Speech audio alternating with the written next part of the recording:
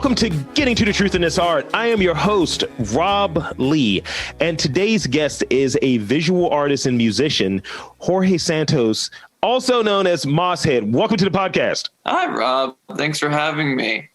Very honored to be here, and happy to be a part of Baltimore's conversation. Yeah, I'm happy. I'm happy you came on. Like, the energy is always good to speak with people who want to be on a podcast. You'd be surprised. Like, I'll do it.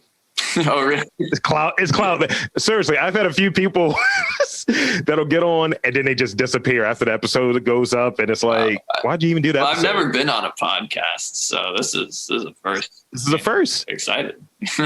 Hopefully it goes well. Hopefully I'm a good host.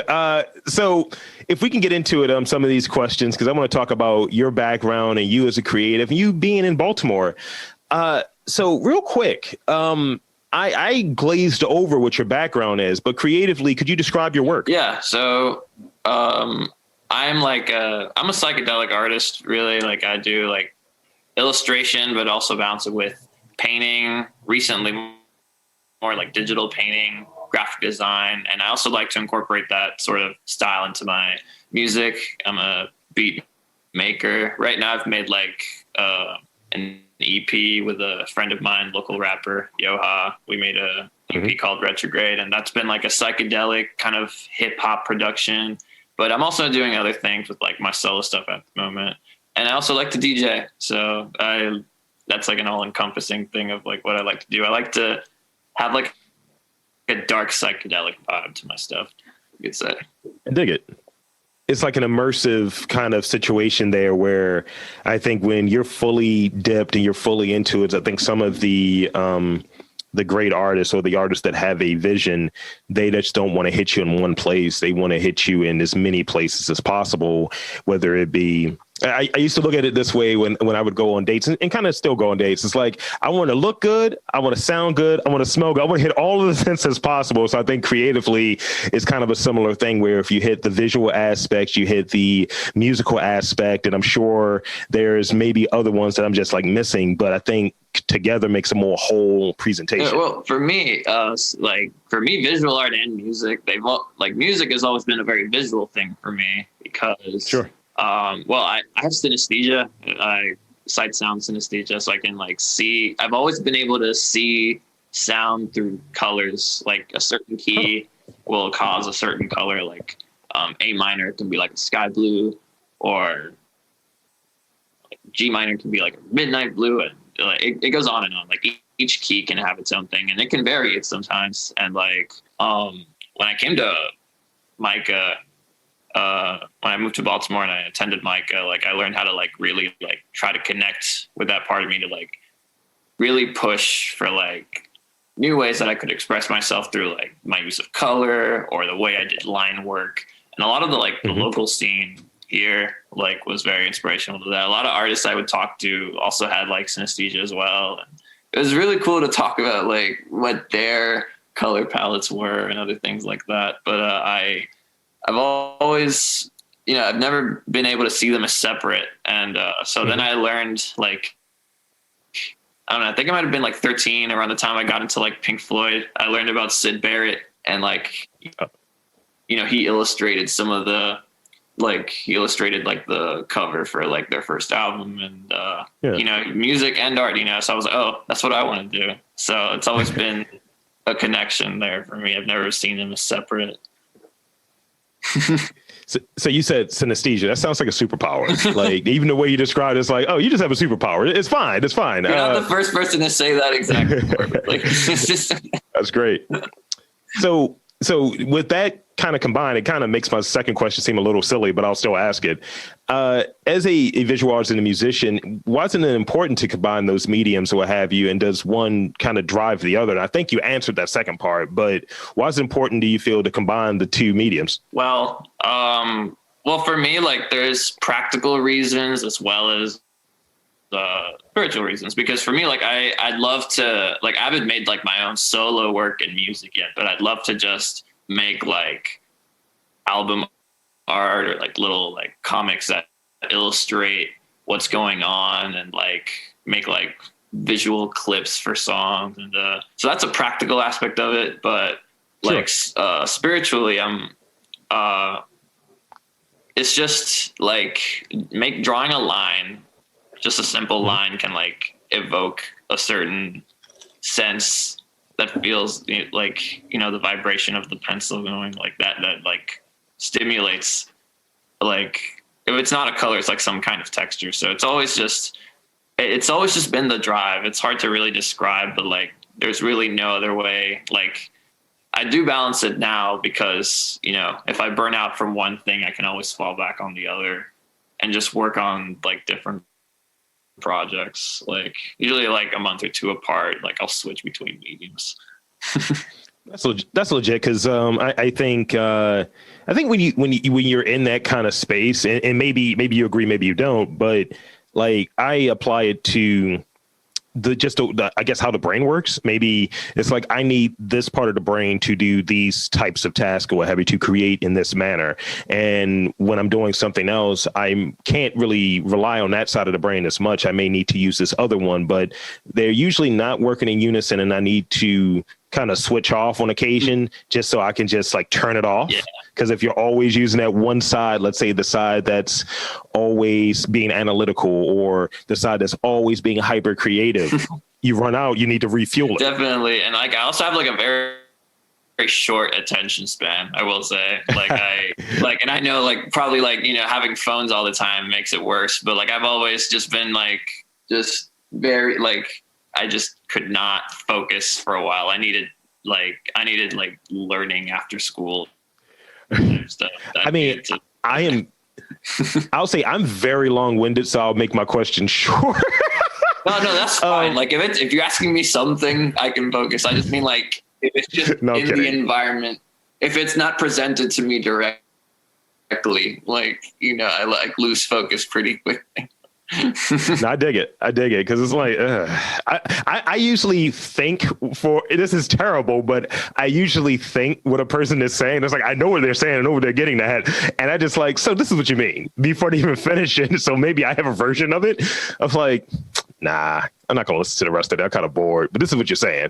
That's the thing with art and music. Like it kept my attention, man. Like it wouldn't, like there's so much chaos going on around all the time, but like music, for example, that was like the first, I think, like I found that first for anything. Just like the earliest music memory I have is just a Miles Davis record playing, and it just sounded insane, and I didn't understand it, and it made me want to understand it. And the same thing with art, like that's how a lot of people describe it to me when, they not like people who call themselves non-creatives, which I don't think that's really a thing, but people who don't associate themselves as artists or anything, they'll be like, oh, I don't understand it, but I want to more. So that's, that curiosity and like choosing to pursue that curiosity to its full extent, that's really what brought me here. Okay. So in that, creatively, which artists, musically or outside of music, do you admire? Oh my God. Maybe name a few. I could go on forever, but I know, that's why I had to put that caveat at the end. All right. But let me see. I'll start musically. I think without early on, I think without Linkin Park, I probably wouldn't be making music.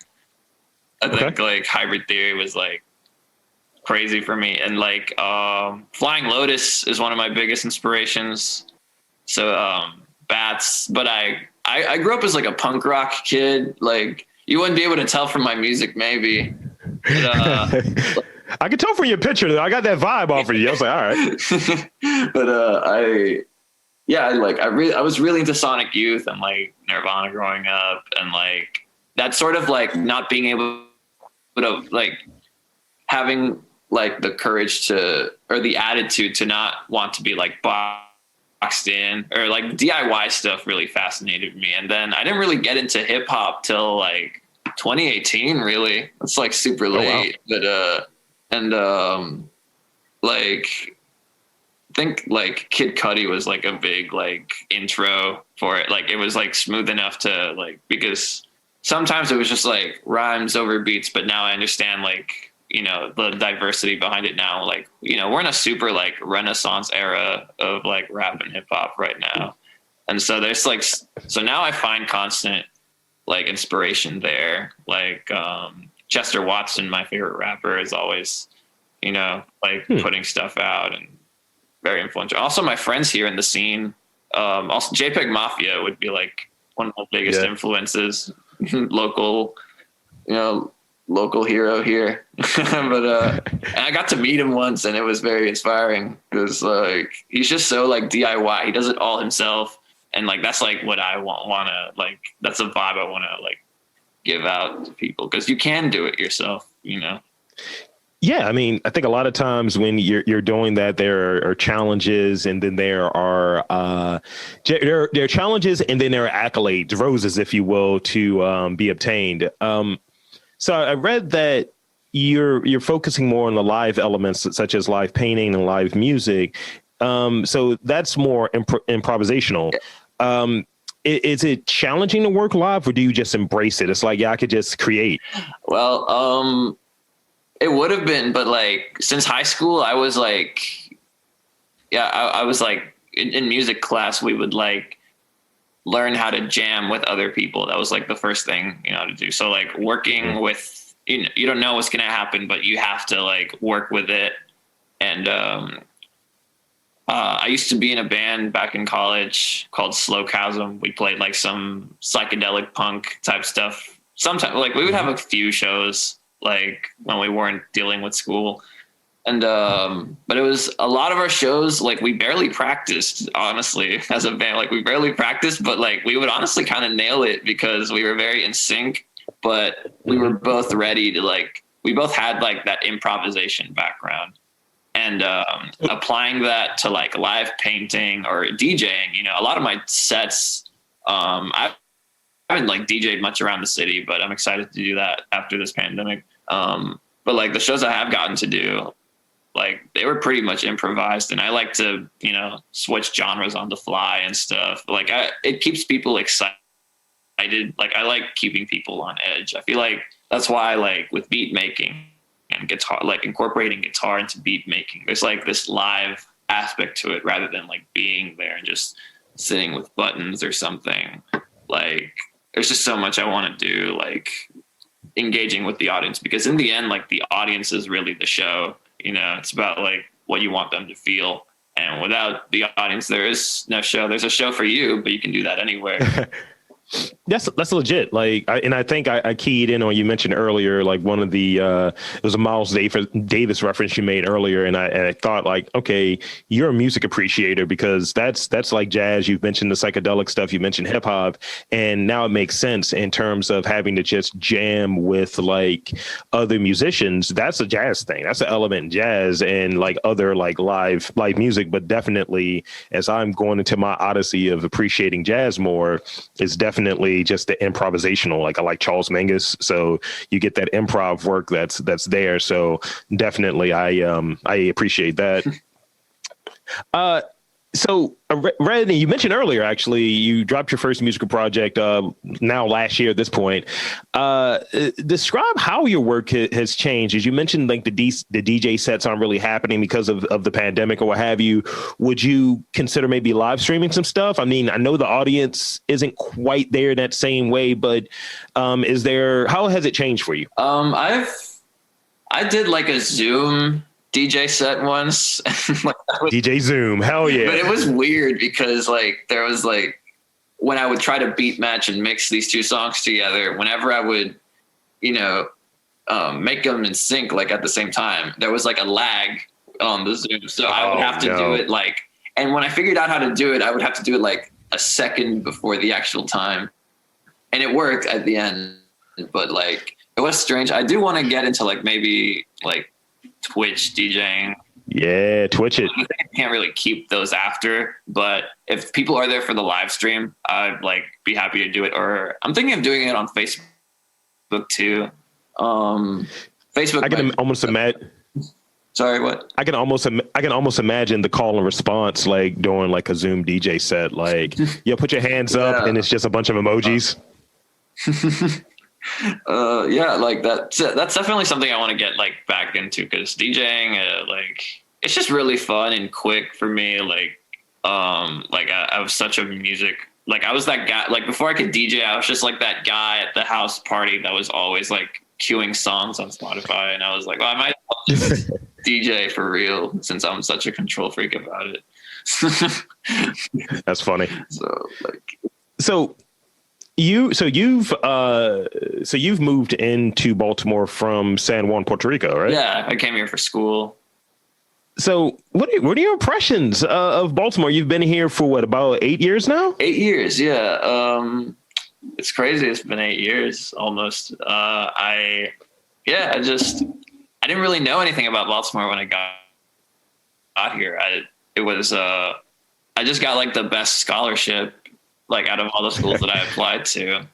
But I have no regrets, because it's been wild. Like I have the crazy experiences at Mike, and just Baltimore in general. There's like this very homey vibe to Baltimore. There's like, it's like tries to be kind of like a northern city, but it's got like a southern hospitality vibe. Or at least those are my impressions. Like those are my experiences. Like, but there's all sorts of people, and what's really kept me from like moving on to different things, because a lot of people I know in the scene here have like moved to like different cities. But It's kept me here. It's just like the access that you can have to different like creative outlets. And, if you want to do an event, there's like, if COVID wasn't happening, if you want to do an event, there are many ways for you to do that, and it's like, there is like it's small to more, but like it's got like a very nice homey community of people. There's a lot of support,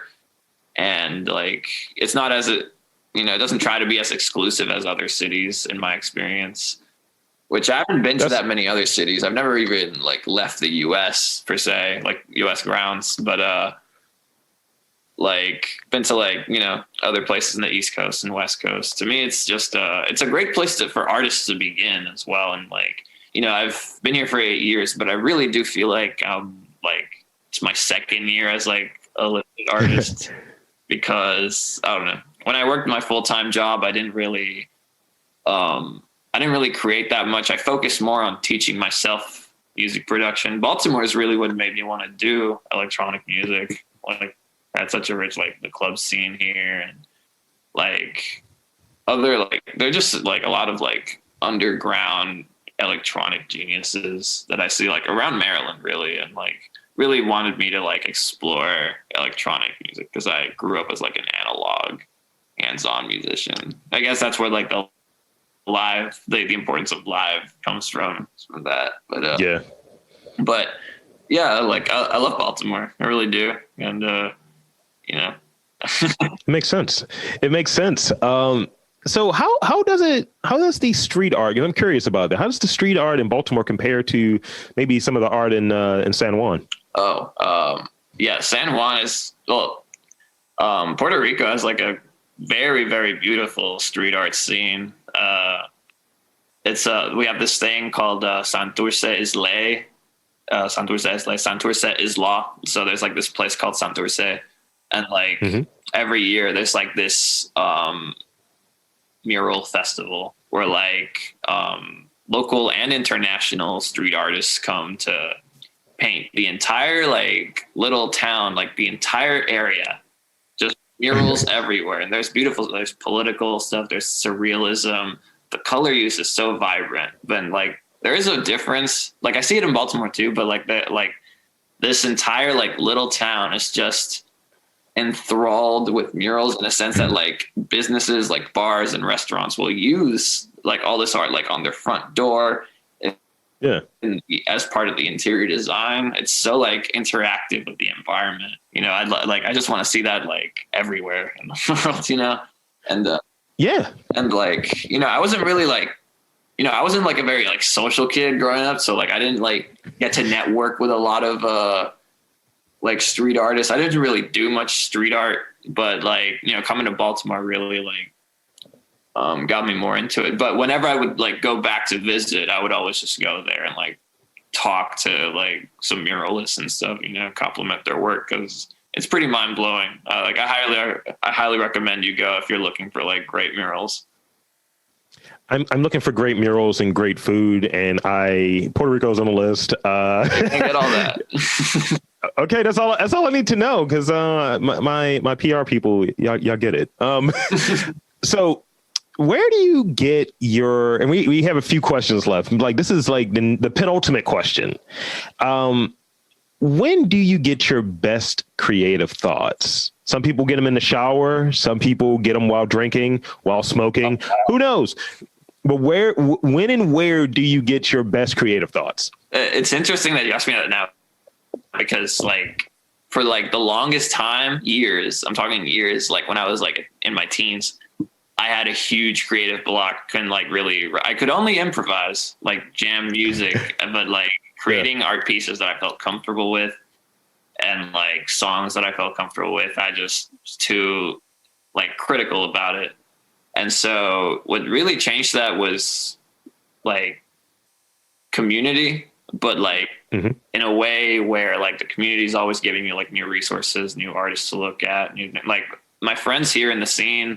Like my friend Yoha inspires me a lot. My girlfriend inspires me a lot. B-Girl Gala, she's a local breaker. Like, you know, all my friends' initiatives to keep moving forward really does inspire me like a lot. And like my friends like Mad Delta, they're like a local rap collective here, which my friend Yoha is a part of. And you know, and like they're setting up their own recording studios right now. My friend's setting up No Filter Studios down in Rockville, Maryland. And like I just, you know, my friends are always like busy people trying to do things, and like having that sense of like community driving forward. Y'all have a similar goal, you know, we're here to support each other, like you know, rather than be like, you know, all competitive about it. You know, the fact that like there's just endless potential and what could be, it's a helpful reminder of how to really stay creative for me. So being in those spots with other creatives helps foster your kind of creative thoughts. I think being in it has kind of helped limit those blocks. Right. And also we're in a pandemic, so like there's a lot less of that. So just staying in touch, but also like right now, like I'm trying to be creative in different ways where I incorporate more like business oriented tactics. Like my friend of mine just gave me a book on like advertising, you know, like just trying to get into things that I may not be comfortable. If I really have like a block, you know, it's might be good to dive into things I'm really not comfortable with, because like you don't really have expectations for yourself at that point. And like that can really, you know, you'd be like, okay, I don't know anything. It's good that this source is going to tell me what to do. You know, I can be a baby for once and like learn something new. It's like going to the gym or what have you. And it's like, yeah, this is going to suck in the beginning and you're going to be terrible at it. But as you do it a little bit more, it's going to get easier and easier. And I think that's when you're incorporating something new in there. It keeps the mind energized, and it keeps it on its toes. And it would likely knock out kind of some blocks in other areas, because you're now focused in that new area that you're trying to develop. You have to tear those muscles. Like, yeah, you got to break yourself down so you can rise higher, which that's a theme in a lot of my works. Like you see a lot of my figures like breaking apart, something's coming out of them, something like, and that's really like an expression of like what it's shedding. Yeah. Shedding to new heights. I like that. It's like a flying snake in some ways. It's just shedding and doing what it has to. So I have one last question, and this is because we're in a seafood place, you know, food is a thing here. And I want to put you on the spot. You've been here long enough, so I can't treat you like you're a fresh transplant. You're basically a Baltimorean now. So really? Sorry, Jorge, but now this is the case. All right. So I got the question for you. Crab cakes or oysters? What do you choose between the two? You see, like my mom's such an oyster head. She's like I've never seen anyone who like enjoys oysters more. And I didn't have crab cakes till I came here, so I'm gonna have to go with crab cakes. But I will say that I haven't had them like a lot, but like I really do enjoy crab cakes. Like they put me to sleep. They're like, so I go with crab cakes. You've answered that properly, because otherwise it's like, look, do you know where you're at, sir? So in the last few moments here, I want to again thank you for coming onto the show, this podcast. This has been very great. It's been great to learn more about you and what you're creating out here and your involvement as a creative in Baltimore. But I want to give you an opportunity to shamelessly plug. Where can they find you? Where can they find your website, your social media, all of that good stuff? Yeah, you can just go to my website, www.mosshead.art. And you can also follow me on Instagram on mosshead_art, same handle for Twitter and Reddit. And I'm starting an online shop right now, which you'll get like cool merch. Also if you subscribe to my mailing list, you'll get, exclusive content and discounts. Maybe you'll hear a beat that I never released. Who knows? Subscribe to find out. And that being said, check out me and Yohazi P Retrograde, and hope you guys like it. And stay tuned because I'll be dropping more content soon. That's great. So again, I want to thank you for coming onto the podcast, and I'll do my sign off. All right. Thank you so much. Oh, you're welcome. So for Mosshead, I'm Rob Lees, and there is art, beats, all types of creativity in and around Baltimore. You just have to look for it.